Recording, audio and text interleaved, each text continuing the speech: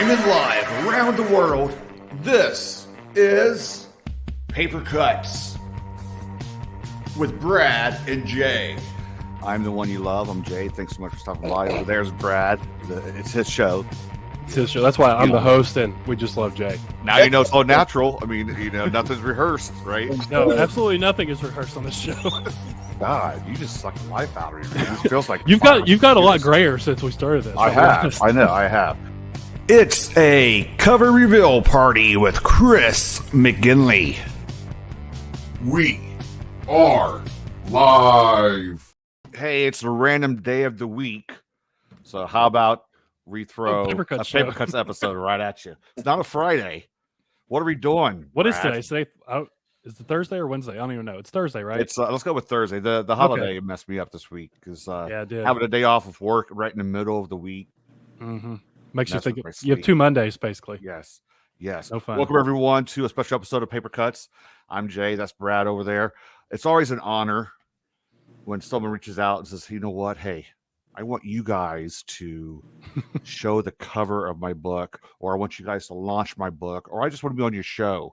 So we'll take it anywhere we can. We take it anywhere we can. But I think we've become somewhat of the unofficial, official Shotgun Honey cover launching party. I don't know what Ron feels about that, but I don't know. If he shows up, we'll ask him. Maybe we can sign a contract or something. But Chris, welcome to the program. Thank you so much for stopping by. And we hear there's a book of yours that will be coming out the next few months, right? A handful of months, but tonight we could see the cover. Yeah. Jay, have you looked at the cover yet? I have. You have? You peeked at it? I did. I had a little peek for show, So, Chris, tell us a little bit. What do we got going on here? Well, I'll tell you about the cover first, and I can tell you about the novel without any spoilers, of course. The cover is designed by Ron Earl Phillips, who is also the editor of Shotgun Honey, and he's a talented designer. If you look at any of the covers from his collection, this repertoire of covers, they're all different. He can operate in different mediums, it seems, and he's distinguished. I believe he's won some awards for his covers, but they're different. And I'll tell you a real quick funny story with this cover. He asks everyone on the press what they would like for the cover, and I had this idea since I'm obsessed basically with Appalachian literature, and since I've read a lot of older Appalachian literature, I had this notion, and since my novel is set, in fact, around the turn of the 20th century, in the 1890s, and into the early 1900s, I had said, I want something like this old novel, like James Still's River of Earth, or something retro like that, and so that's what I assumed he was going to get, but he just better judgment on his part, and he just said, no, I went with something more modern and more marketable now, and was just so thrilled with it. My wife was thrilled with it too, and the people in the Shotgun Honey group on Twitter thought it was just fantastic, like all of his covers. Well, that's pretty cool. I mean, you had something in your head that you gave to him and that you were kind of set with it, but he was like, no, you know what? Trust me. This is not my first rodeo show. Okay. I can do this. Yeah. In diplomatic terms, he said, he was he just said, he wanted something. I just know what he was saying was that I know better. And indeed he did. He knew better. And it's so cool. I'm so stoked about it. Yeah. And you were accepting of what he had too. Absolutely accepting. No fighting, no back and forth. No, hey, I'm looking for a new label or nothing like that. So when I saw it, I just said, this eclipses my notion of what I thought was going to be cool, and it was just transcendently beautiful to me. Cool. When he gave you his version of the cover, did you have anything? I would like to move this around or change this, or did he just give you? And you're like, yeah, that's awesome. I did. I said it's awesome, and he, in his own, because he's so particular about the design. This has happened with other covers before. He tweaks things and such. It's just like any artist, you read over your paragraph you've written, or you're working on a painting, you look at it, you have to put it away for a day or whatever. And he looked at it against it, he moved something, and subtle changes. He opened up one section of it, and of course it improved it, And one question before we get too far. Don't bring up anything negative, Jay. No, I know you're going to. Nothing negative at all. Okay. Are you going to get this tattooed somewhere on your body? I think that Megan Lucas. Yeah, she's in the chat. That's why I thought I'd bring that up. Just, I don't think so. I don't think so. Just get a big back tat, the whole I was cover. gonna say, your chest, your back, someplace. Let's get the whole thing tattooed. That's going to be the original piece of artwork. Yeah. I did want to say, you were talking about Ron's covers, and he doesn't really have a like specific style because everything he does looks vastly different. I think some cover artists, you like, oh, that's this Yep. certain artist, you can tell, but his all look different, and they're all great. They all look fantastic in their own way. I really like that he has. For me, I'm not able to say, oh, that's a Ron Earl Phillips cover because Right. he is so vast with all his designs and stuff. He has incredible range, and like you know, I kind of think of Ron like a drummer in a band. You know, there are certain drummers that just can't keep quiet, or they want to do fills. He serves the work, which is a really cool thing. He serves the piece of art. You know, he says, what does this art need? That's, as you asked about it, Jay. When I looked at it, I said, this serves much better than my notion of this retro kind of thing and trying to place myself in amongst these other artists and try to make it look cool. It served the narrative much better than mine did. My notion did. So you're saying it serves it, but does it give away too much, or does it just give away just enough to make you, you know what, now I need to figure out what's going on with some of this and kind of interpret everything that's happening? It's a great teaser of a cover, I think. Yeah. Let's go ahead. We'll pull the teaser up since you mentioned that. We'll peek. And let me move this back real quick. He also did Coal Black, right? He did the cover for this one as well. Yeah, a really interesting thing about Coal Black is when you have it up close. I noticed you guys were talking about this with Megan's. Some things are difficult to see visually. Coal Black has a little textural element to it. I don't know if it'll come through, but this almost like chevrons of a snake on the black. Oh, okay. I see it. Yeah, I see it now. But simply coal itself, pieces of coal will have like, I don't know what they're called, but they have like little chevrons that have like little lines that run through it. And so I think he intended that in two ways, and it's a super cool cover. Yeah, because from far away it just looks black, but if you actually look up close, you can see all the texture and everything to it. It looks it's a really good looking cover. Go ahead, Jay. You were going to say something. I was going to say I love it when there's a picture within the words. I don't have a copy of that, but that's pretty cool the way the pictures in within the words and all the texture. You're missing out, Jay. It's a really good collection. But I am now curious and intrigued with this little teaser here. So the name of the book is Once These Hills, correct? Yeah, I can tell you about that if you want without spoiling anything. Sure, yes. Okay. Yes. So the title is a part of a line. This is not a spoiler, that one of the characters delivers, talking about the past. So this character says, once these hills possessed X, Y, and Z. You know, I'm paraphrasing it now. It's once these hills had these things once. And so this novel is in part about loss and the loss of certain things. And that I thought that the title served that mood of the narrative. Loss. Everyone in the chat's talking about how great Coal Black is as a collection. That's pretty cool to hear. That's really nice. Go ahead and rub it in, everybody. I don't have it. Go ahead. Go ahead.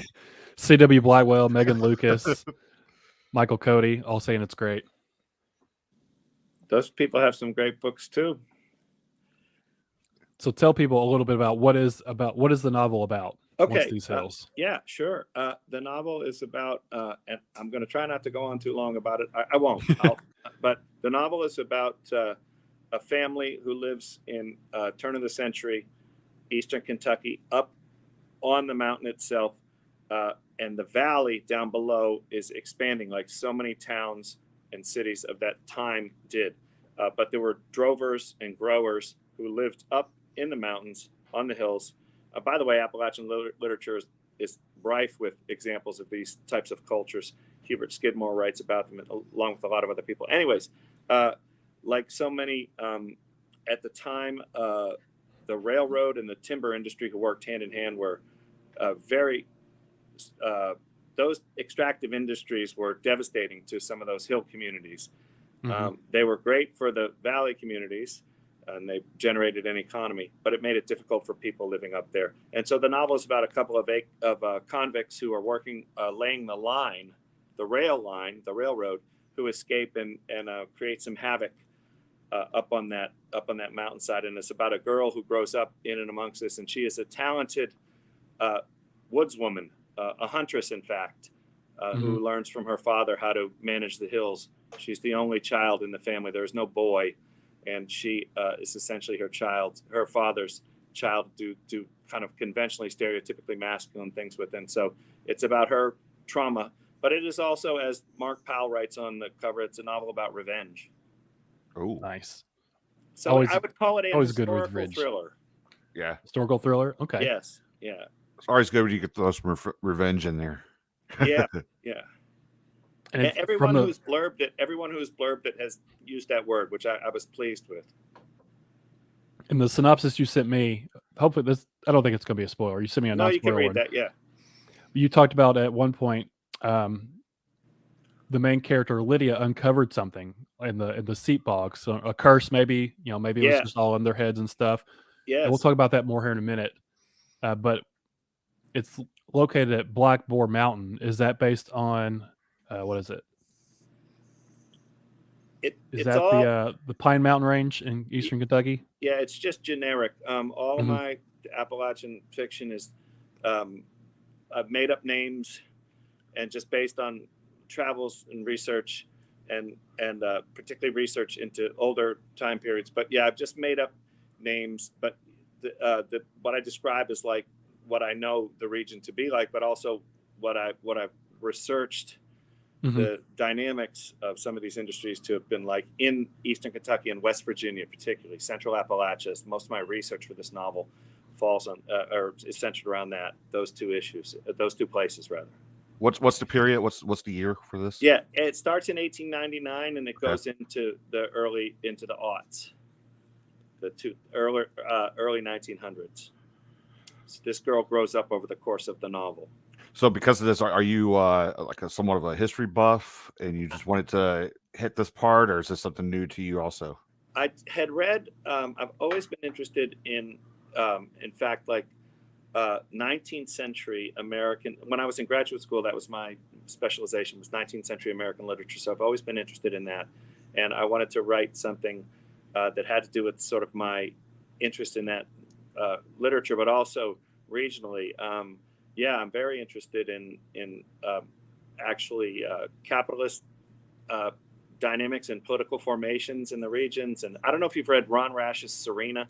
There's a lot of intersection between this novel and that, although that takes place a little bit later than this one. Okay. I was going to say the cover, for some reason, made me think of Serena. Oh, yeah. I don't know if it was a movie poster for it or something, but Serena at one point popped in my head Yeah, with the that's an familiarity interesting of that. character, Serena. Yeah. Lydia King, this is not a spoiler, is much more likable than Serena. Although Serena's a fantastic character. I would have loved to have written that character. Do we want to go ahead and show everybody the cover, and then we can continue talking about it? I'd love it. Drum roll, please. Drum roll, We Jay. don't We can't afford a drum roll, Jay. Okay. We'll Count count down. down. 100. Yeah, No, okay, that's too high, right? too high, too long. 3, 2, 1.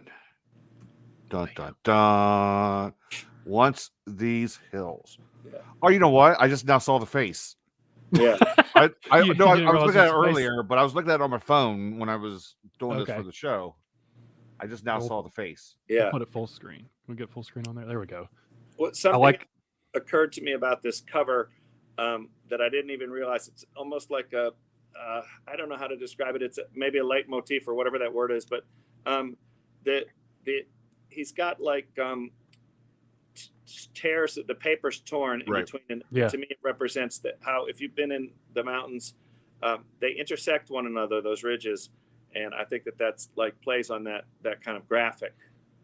Oh, I didn't even think of that. Yeah, it does look like sort of the different mountain ranges layering Yeah. up the cover. That's cool. Yeah. I'm always a sucker when I see like a piece of art like this and it's all basically the same color, just different shades of that color. Yeah, Uh-huh. Yeah. This is almost like some earth tones and almost like a butterscotch at the top. It's just Yeah. incredibly. There's incredible subtle changes in it too throughout that give it such great contrast. And for me, at least, it definitely feels like a historical piece you're getting into with the Yeah. cover. You know, you got the cabin and the old farm equipment at the Yeah. bottom. Yeah. And Cool. I don't know if it's a graveyard or cemetery in the middle there. Yeah, it is. Mark Powell, he has a novel coming out on Shotgun Honey also, but he has some other novels on different presses. I think for Art Strauss and Giroux, in fact, and I reviewed his book Lioness for Wreck and Review, but he has a really lovely remark, a blurb up there up top. I can't read it. Maybe you can read it, Brad. This is a brutally beautiful tale of violence and redemption, a page turner with genuine depth. Yeah. So with this book, did you set out for it to be, and it might not be the whole thing, but did you set out for it to be this sort of revenge piece, or that just kind of come as you were compiling the story along the way? I did know it was going to involve that sort of mystical element that you talked about before, something in the bog that's found, a body, in fact. And I did know that it was going to be about revenge. What I really set out to do was to write. The first chapter of this book, by the way, was a story in Wreck and Review, and it was also the chapter that I workshopped at the Appalachian Writers Workshop under Silas House. Okay. So it started there and then moved on, and Megan Lucas, in fact, submitted this as a pushcart prize, which I was very grateful about. And I did know that it was going to involve revenge, but a lot of things changed along the way. But the things I most knew, the things I was most certain of, were the fact that it was going to involve a conflict between the drovers and farmers and people in the hill and those behind the railroad and the timber industry. And that this girl was going to be stuck in the middle, and that there was going to be an event, and that there was going to be revenge, and that she was going to be a non-traditional with respect to the time period, that she was going to be somebody who was more like what you would think of at the time as a boy. But I'm certain there were lots and lots of girls like this. But it does play into that. It does deal with that. That kind of stuff. I'm just curious from this cover, the girl on the cover. Does anyone know her? I'm just wondering where Ron got it from. He's not in the chat, so we can't ask him. But did somebody like pose for that, or did he? I don't know. I really don't know where he got that too. It's just incredibly evocative, and it's so cool how he captured the eyes. It has like a couple different senses to it. Difficult to put your finger on. Any kind of subtlety like that, to me, I'm really impressed with. But I don't know. I'm going to find out, Jay.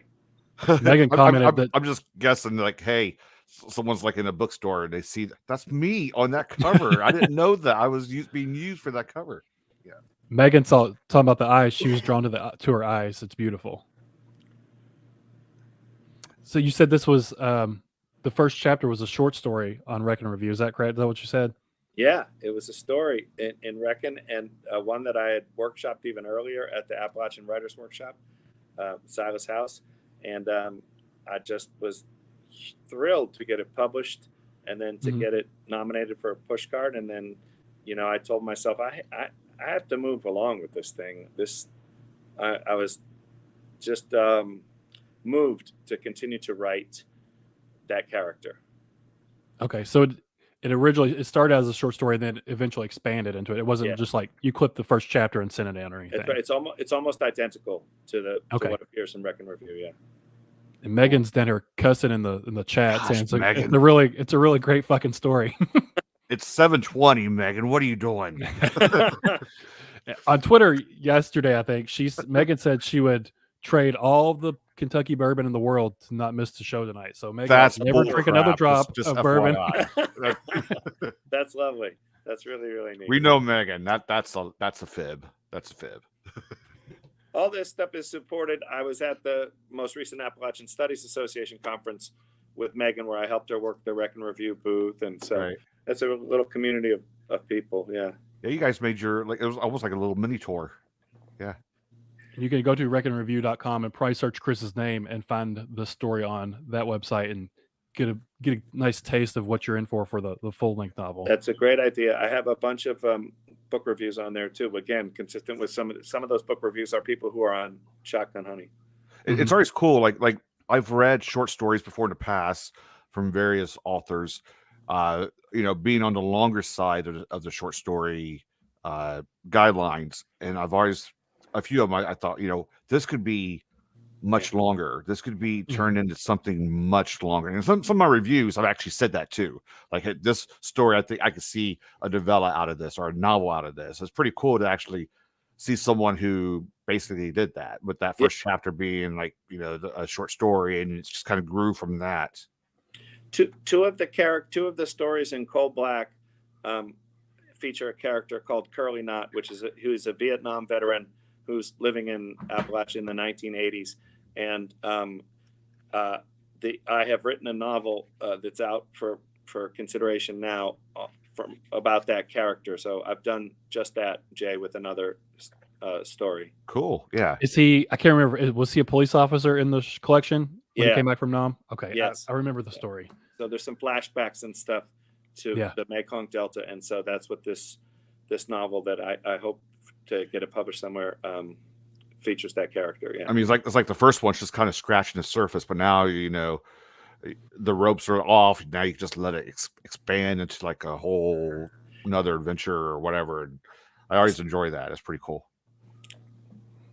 There's a female character, sheriff in Coal Black, and I have a friend who teaches Appalachian literature at Virginia Commonwealth, and she's Virginia Tech rather, and she's a couple of people said, please write a novel about this character. So I may do that. What was it about the characters from the short story that turned into Once These Hills? What was it about them that drew you back to wanting to continue on their story, expand their story? I just love the idea of the whole, again, like you had talked about before, Jay. I think it's just that time period. I'm just fascinated with 19th century and early 20th century American literature and American life. And so I was just drawn to, and also about Kentucky and the people in the hill life. Also, I should just add to that, a constant reading about those people from writers, both from that time, but mostly later, who wrote about that. I'm just, wanted to, it's the variety of literature that I like the most. And I wanted to do something there with that. John Ely, all these different writers who wrote about that time period, dozens of them.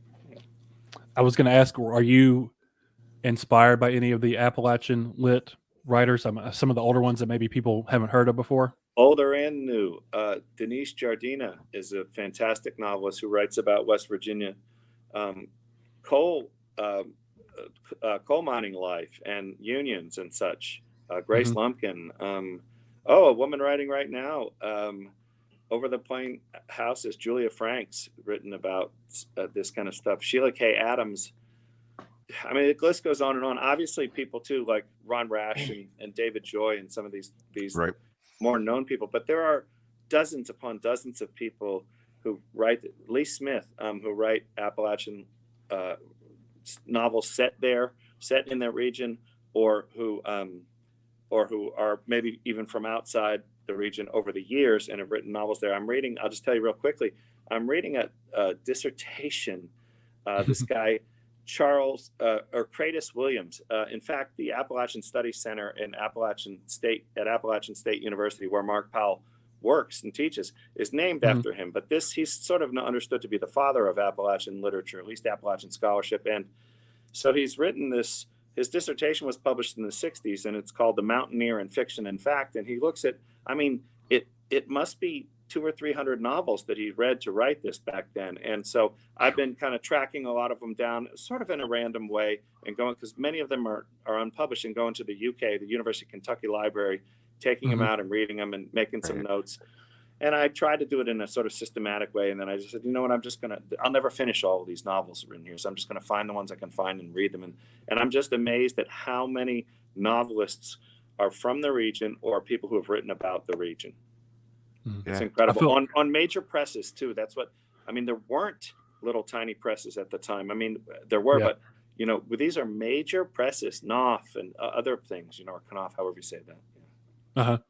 I feel like you post on Twitter every now and then. You'll have a picture of like a really old looking book you found. You're like, oh, has anybody read this before? Like, Yep. no one has ever read it before. Yeah.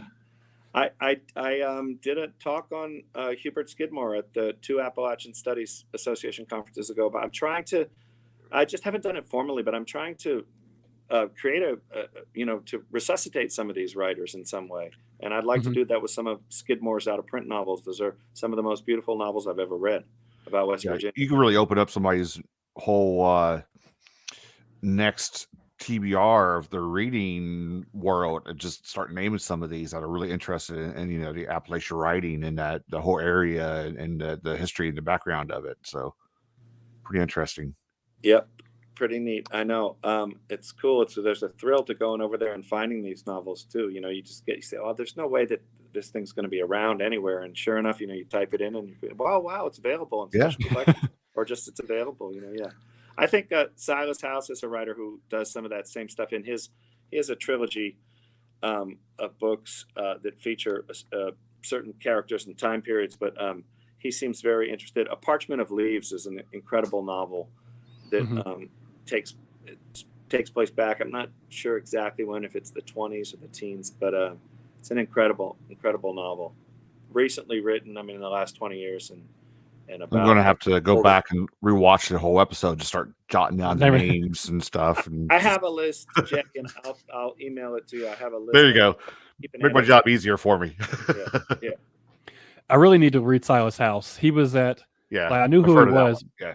But he was at my local library doing an event for whatever his most recent book was. And I was there with my kids, and he was out in the hallway, I guess, talking to the event coordinator or whatever. I just walked right past him and didn't even realize who I was walking past. I didn't realize till later that day. I was like, oh, that was Silas House. Because I think he's from Lexington or somewhere. He lives in Lexington. He's from Eastern Kentucky. Yeah. Eastern. Okay. But those are some of the most beautiful novels. There's a trilogy of it's a Parchment of Leaves, Cold Tattoo, and Clay's Quilt are three novels of a piece that center around the same family, and they're lovely. Yeah. Towering. What is his newest one called? Is it Lark Ascension or Lark Ascending? Or I might be way off. I don't even know. Lark Ascending. Okay. And I think Megan's read it. I'm not totally sure, but I haven't yet. But I think Megan has. She might weigh in. Yeah, I think she's talked to me about it before. That I need to pick up some of his work. Because he's the Kentucky Poet Laureate, or however you pronounce it now, right? Yeah, pretty cool. Yeah, that's cool. So, how did your connection with Shotgun Honey happen? Because was Cold Black, that's Shotgun Honey too, right? Yeah, this is a really interesting thing. I'm 57. For years, I've gone through graduate school and everything, and studied English as an undergraduate, and been teaching for a long time, teaching literature.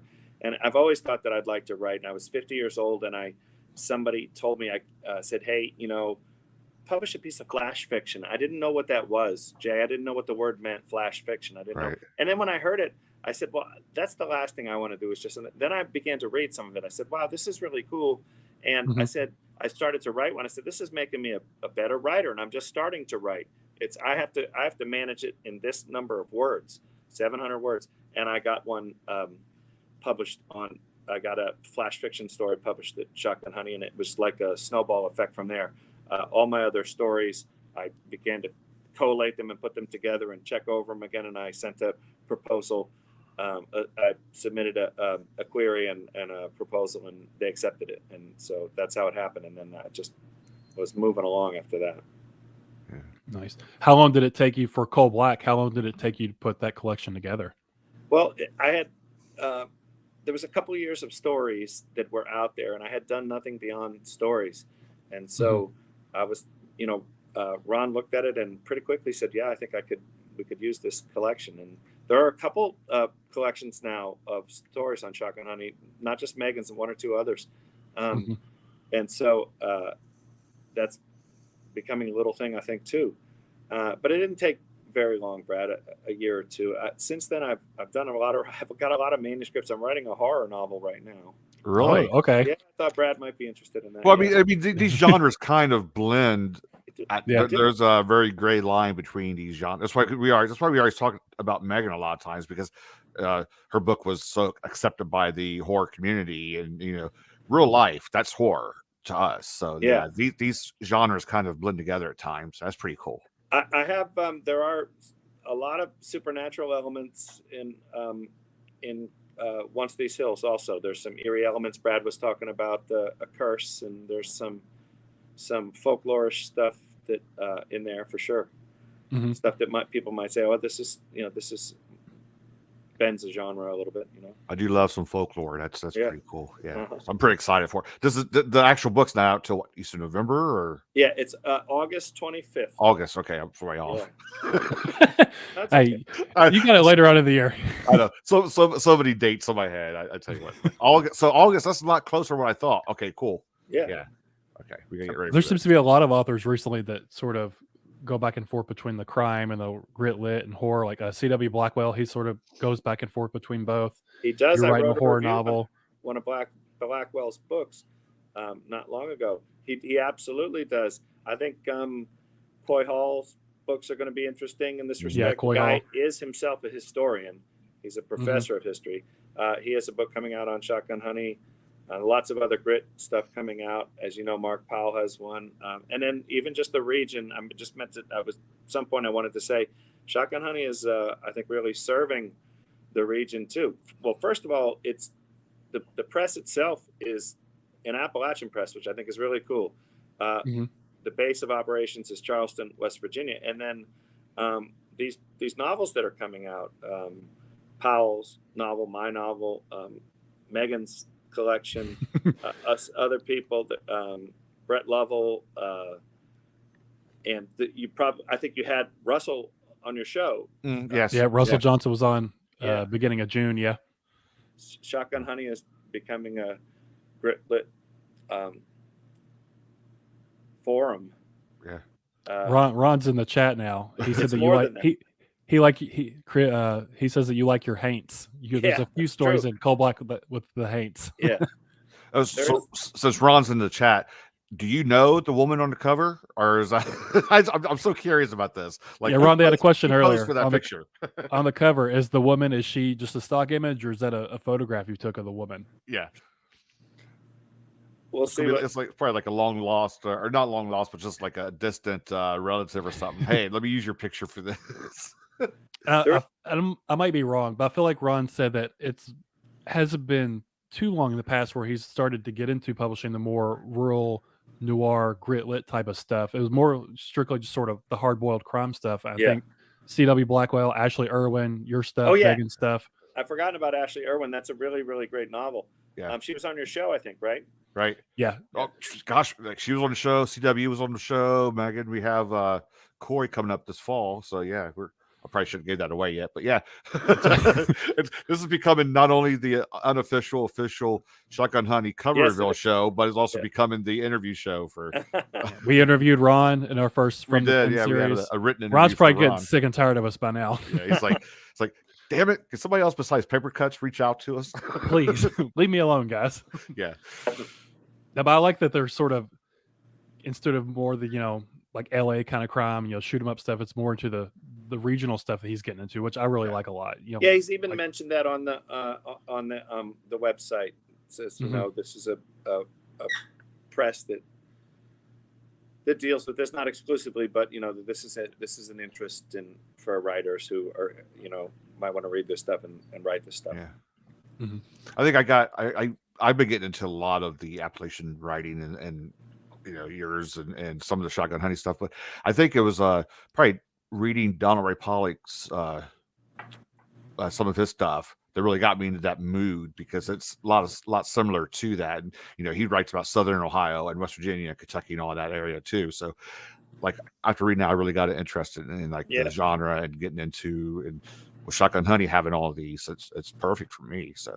And you guys have had Frank Bill on your show also. Yeah, Frank Bill. Yeah, his novel's great too. I should say one other thing about Shotgun Honey. It's also done something I think is really cool. There's an author named Charles Dodd White who has wrote novels back years ago that went out of print, and they're fantastic novels. They're unbelievable. I wrote a review of one of them for Reckon, and Ron has picked up 2 of those novels, and they're Oh, nice. incredible novels. Yeah. So I want to go and try not to give too much away. We don't want to spoil the novel, but with the folklore stuff that's mixed in, is that some stuff that you just kind of made up on your own, or did you do research? Is it really some folklore from that area, that time frame, that region, or Some of them it's mostly made up, but sort of based on some of the kinds of things that I've read about in just in reading novels over the years. Ron mentioned haints. A haint, I don't know if all the listeners know, is sort of like a spirit or a presence, a ghost. It could be a person. A lot of writers, even contemporary writers, will feature haints in their stories. I read years ago a Chris Offutt story called Aunt Granny Lith that has a sort of a character like that, and that got me interested in that. So I researched quite a bit about that Appalachian folklore. Ed Karshner, who writes for Wreck and Review, writes quite a bit about Appalachian folklore. So I read his stuff and other stuff, but I really just created these characters and these haints. And the thing about, there's a character, this is not a spoiler, but there's a character there's a presence in this, a couple different presences in this novel that I have coming out that are sort of emerge out of some of that stuff, but they're some of that older stuff, but I've tailored them to suit my needs, and I've made them up. Cool. Yeah. It's funny that Ron said that earlier about the haints, because I remember there's like at least 2 stories in Cold Black that involve haints. So that's funny he said that. And he did answer. He said the woman, she's just a public domain photo. I was just saying earlier, like somebody's going to see it on a bookshelf, like, hey, that's me. I didn't sell my rights. No. So he got a really good looking photo for that. Yeah.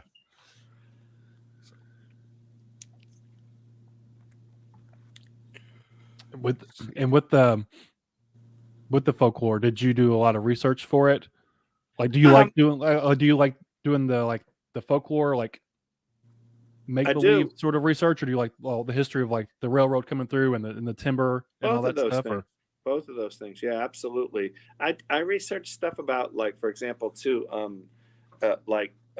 just old ways of life, for example, which sometimes involve spirituality and belief systems and such. And you talk to people, it's uncanny how many people we're not, some beliefs that we might regard as in Western medicine, for example, as crazy. People in different regions across the world still practice different things, and so I don't say things don't work or do work, or even religious practices, whatever. But most of the stuff I read is about older generations. And what I was trying to say was that sometimes you'll talk to people, native Appalachians, and say, "Oh, my grandmother did that," or she believed that, or she would talk about this spirit in the woods, or she would, Yeah. And so a lot of that stuff I got from there. It was a sort of roundabout way of saying that. That's what I meant to say. Yeah.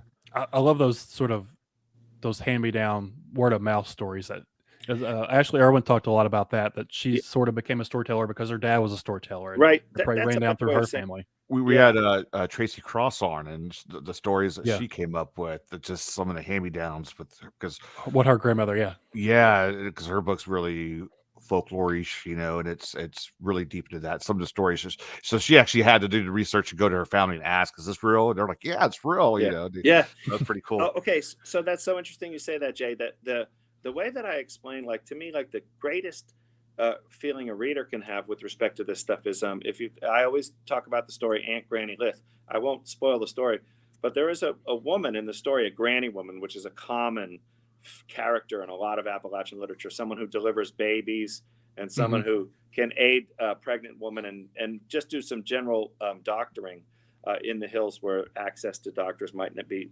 really difficult. And in this story, Aunt Granny Lith, you might read it, and on one day you would say, "This is absolutely preposterous. This is just a preposterous story."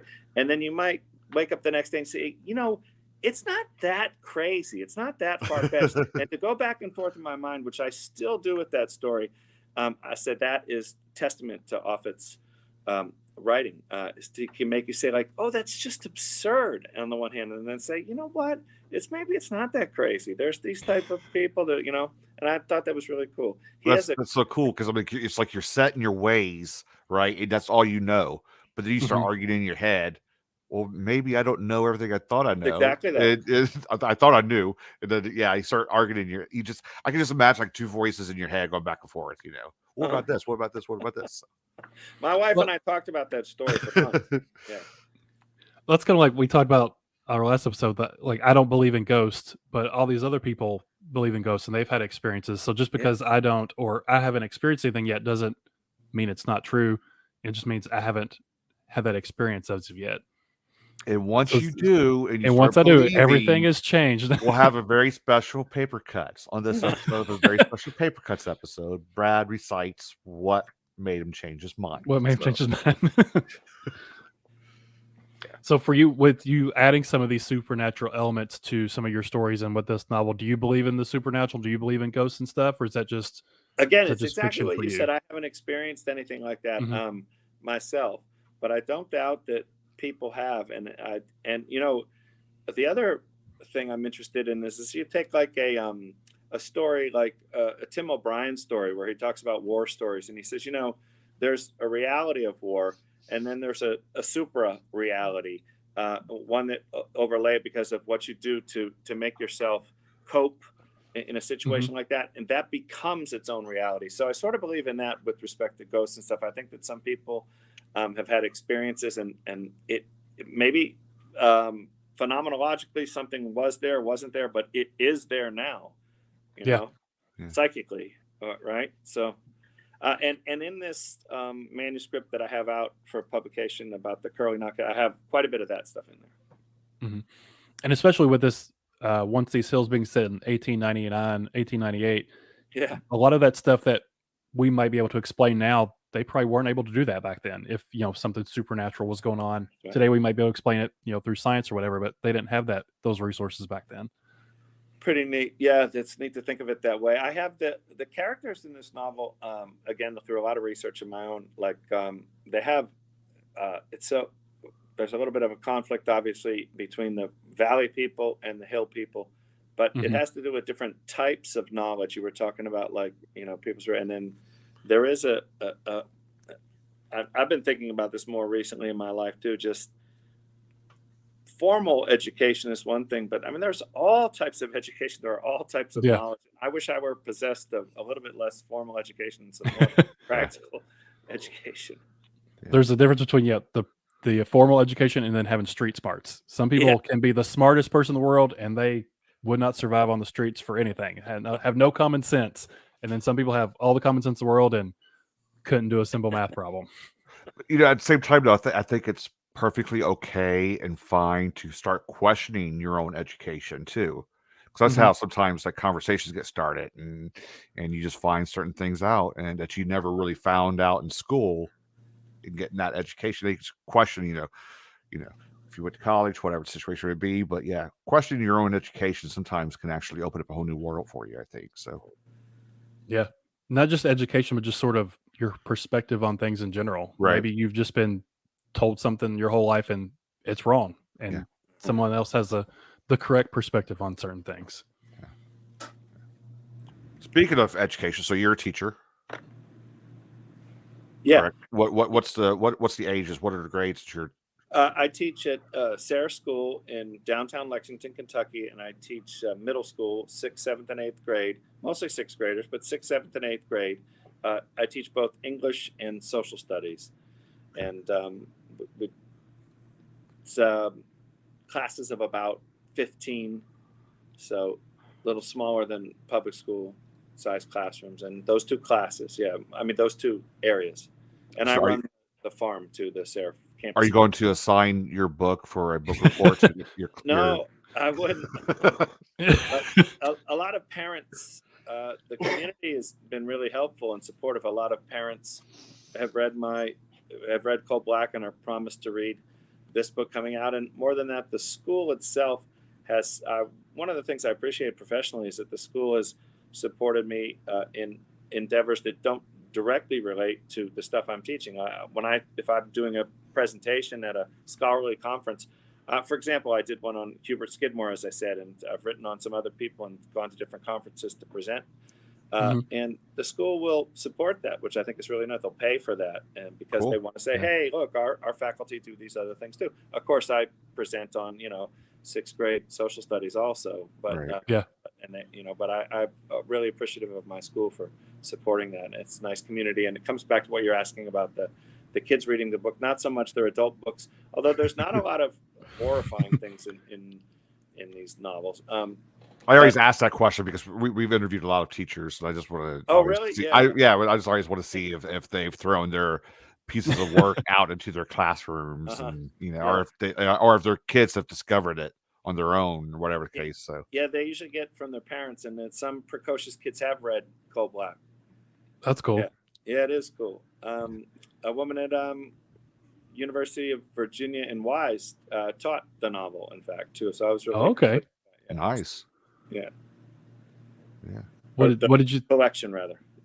What did you think about that? Someone teaching your book in a class? I thought like it was that? super cool. I was just thrilled to hear that. She just sent me an email and said, hey, so if she's going to do it again, I'm going to go and visit the class and talk, and I think that'd be really cool. Yeah, that'd be pretty cool. Yeah, it's cool that your school that you work for is supportive of your work, because we've had people on before where their jobs are not supportive of their work at all. It's a big. I'm so glad you said that, Brad. It's absolutely true of so many people, so many writers. I know that they're involved in places that just either can't support them or don't care or whatever. I don't know how to feel about that. What I feel is about Sayers, that they've done a great job to support me, and it's super cool. Yeah, I've talked to public school teachers who sometimes, I'm not knocking public schools, on the contrary, but I'm just surprised at sometimes that people are doing incredible stuff in the arts, and it's difficult to get finances to do the kinds of things they want to do, grants or whatever. Right. Yeah. So this will be your debut novel, is that right? Yeah, it is. Yes. So what's it like going from? Sorry, I didn't mean to interrupt. Go ahead. I'm hope there's going to be more. I'm really excited about more novels. The manuscript I wrote about Curly Knott, the character, the Vietnam vet character from Coal Black. I hope that turns into something, because I started writing the second in that series. So I hope the first one gets printed. The second one can come out. So what's the progression been like for you, starting out writing these little 700-word flash fictions to short stories to now full-length novels? Yeah, it's been a really cool progression, and I've just I managed as a teacher. I have the summers to do a lot of writing, but I do a lot of writing during the year, and I do some of it at my desk right here where I'm sitting in school after school, and I try to write. In the summers, I try to write 1,000 words a day. I don't always get there, but I usually get over 700. And I try to, if I'm editing, I try to make sure I'm editing 10 pages a day. And it's been a cool progression. I'm surprised at what I've been able to produce. It surprised me. I should have started earlier. I'm 57. I started at 50. I should have started at 30. Hey, a lot of people start late. Okay, Yeah, so that's cool. I appreciate you saying that. Yeah. The only thing that matters is you did start, though, so you do have books coming out. That's all that matters. Right. So, with people who are new to your work, would you recommend them looking up some stuff on Shotgun Honey to read, or Reckon Review, or start out with your collection, or pick up your novel when it comes out? Where should someone start with your stuff? Yeah, just pick up Coal Black, and you're going to be able to pre-order Once These Hills today, even from Shotgun Honey. They have a link already. If you go to their site, shotgunhoney.com, and in the coming days, it'll be in other venues too. But yeah, if you can order from Shotgun Honey, it'd be great. And that's it. Both books are available there. I'm going to have a book launch on September 19th, which is after the book comes out, but that's when school is back in session. And so it'll be on campus again. Another thing, coming back to what you asked about, the support of your professional life and your writing life. So Sarah hosts that party for me, that book launch, and that'll be a really cool thing. Oh, they're having a party for you? Yeah, nice. That's awesome. With Coal Black also, and it's catered by the school, and there's booze and food. And I'll booze. I'll be there, man. I'll be there. Well, I would love. Wait, booze at school? Booze at school? I would hope Jay could come, but I know how far away it is. But you're absolutely invited. I'd love to have you, but I hope Brad can make it, because he's just down the road. Yeah, September 19th. Yeah, that's pretty awesome. That the school is going to put the party on for. There's Casey Stegman. He's already pre-ordered your book. Oh, that's right now. really cool. That means a lot to me. That's neat. So what is your the release party? You said September what? September 19th. Okay. And then I'll do some things like, I don't know if you've seen, like, I want to follow the lead of Megan Lucas. That's the person you want to follow. Like, You go on a book tour. yes, I want to, well, just everything, every piece of advice. Like, for example, this, I said, how do I get on Paper Cuts? I want to get on Paper Cuts. wait.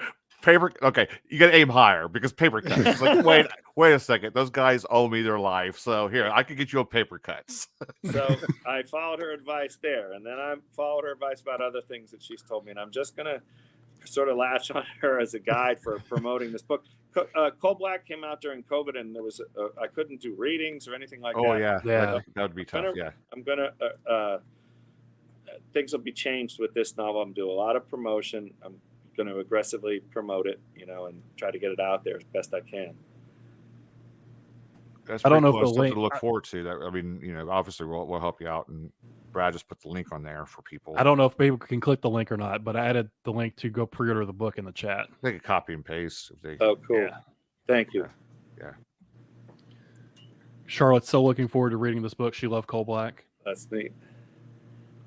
She's an editor at Wreck and Review too. Nice. It seems like a very tight-knit family, sort of. Wreck and Review and Shotgun Honey. All these different authors seem It very is. supportive of one another. There's all these authors here in the chat supporting Yeah. you. There was a lot of authors when Megan was on, and when CW Blackwell and all these other people were on. Several Seems to of be them very supportive of each other. have written for Wreck and Review, published stories there, and then I've published reviews there of some of these writers. Both their books on Shotgun Honey and some of their books that are not on Shotgun Honey. So yeah, it's a cool community. It's really cool. It's incredibly supportive, and I love being a part of it. I think it's got a lot to do with that, with the genre and the style and all. Because I mean, it's everyone's got a different kind of voice, but what kind of to expect going into it, like the broad part of the story, just different takes on things with their own voice. So it's pretty cool. Yeah. So why was it important for you to set this novel in Kentucky? Oh, that's a really interesting thing. I'm from Massachusetts. I grew up.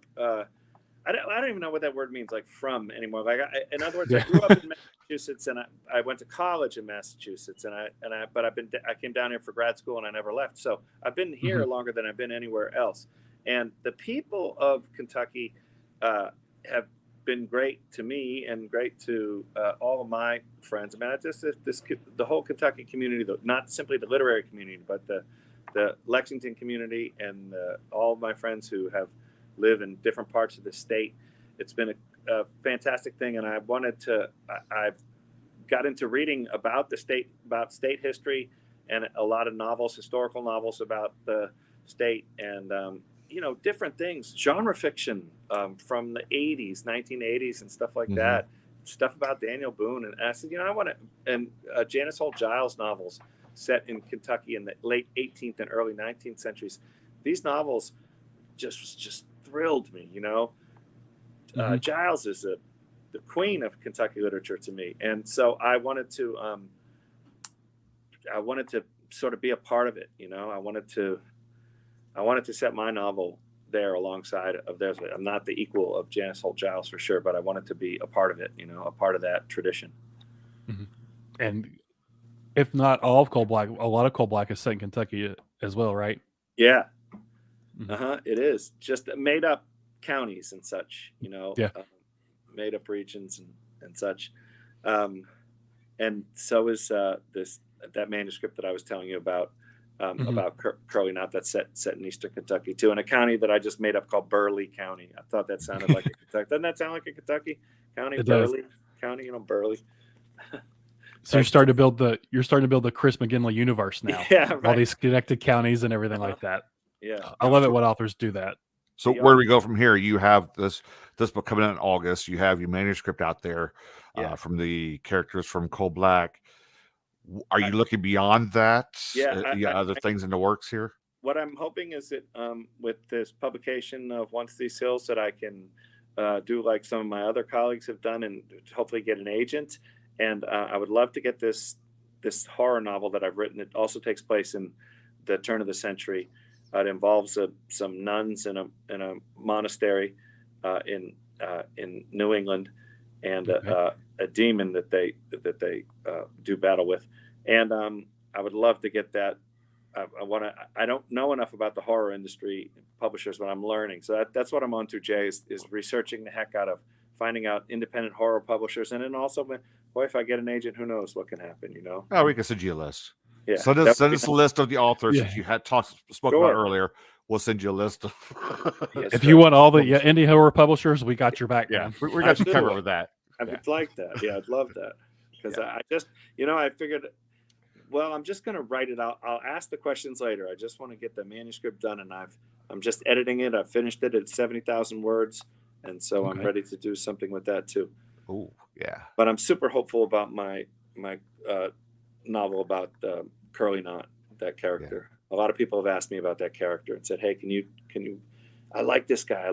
This Vietnam vet who comes to Kentucky as a sheriff." So I said, I got to write something about this. So I'm going to have to go back and read that first. The short story that he's in. I think there's 2 stories with him in there, right? There are 2 stories with that. Read the story before that one comes out. Okay, I can get that. I'll let me put it on my calendar here. Just get it right now, Jay. Buy it. I'll put it on my calendar and just get it taken care of. Yeah. Chris, this has been fun. We appreciate you coming by. I need to say something. It's very important.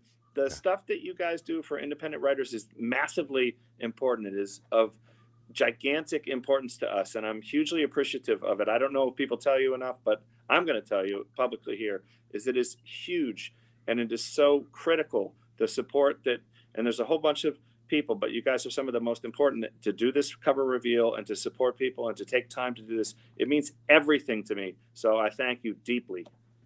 We're very really appreciate that, humble, man. But yeah, keep it coming. No, don't give Jay a bigger head than he already has. Yeah, thank you. We appreciate it. I mean, we're glad people accept us for the style that we do and what we're doing, and people are supporting us. So I mean, that's enough for us. That's the award that we're looking for. So yeah, because I mean, we love these books that we're talking about and these pieces of art. I look at them as pieces of art.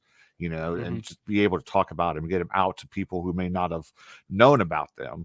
If we turn one person onto like this book here, I'm happy. So that's the way we're looking at it, basically. Cool.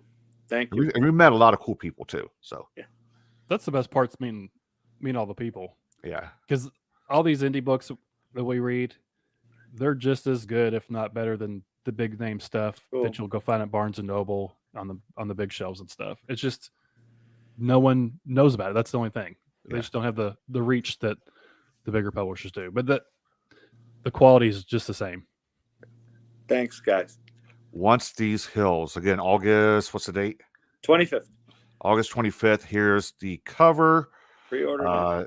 We're going to spread that around. Now that it's a release, we could do some promoting and let people know about it. Brad did put the link in the chat there. We could probably put it on part of this video at the bottom in the description at some point. Yeah, we'll have in the description. Yeah, we'll do that. So, Chris, can't thank you enough for wanting to be on the show and trusting this piece of work in our hands. We appreciate that. Thanks, guys. Thanks so much. And there you have it, guys. That's the cover of Once These Hills. Look at the colors, like the way. It's good looking. Yeah, I get a kick out. I didn't realize what Chris said about like the paper tears. It does feel like it's the different ridge lines and stuff fading into the distance. Yeah, it's good looking. It's like a Bob Ross painting. I don't know if Ron intended it to be like that, but Ron, that's what it looks like. The different ridge lines, and then you've got the mountains at the very top. It looks great. There you have it. Everybody in the chat, thanks so much for hanging out with us and joining us. There it is, and pre-order it, and then we'll talk about it again later, right? Yeah, Chris, we appreciate you coming on, man. I really appreciate your kind words. Thanks much.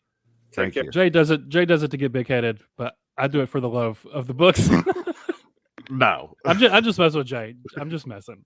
I had to get a jab in there at the end. I have to throw the joke part in there. I can't be too. Be sappy. I got very sappy on Twitter yesterday. And so I gotta keep it going. I can't be too sappy. I got a reputation. All right, everyone, thanks for joining us. We appreciate it. Until next time, stay safe. Love you, Jay. I know you do.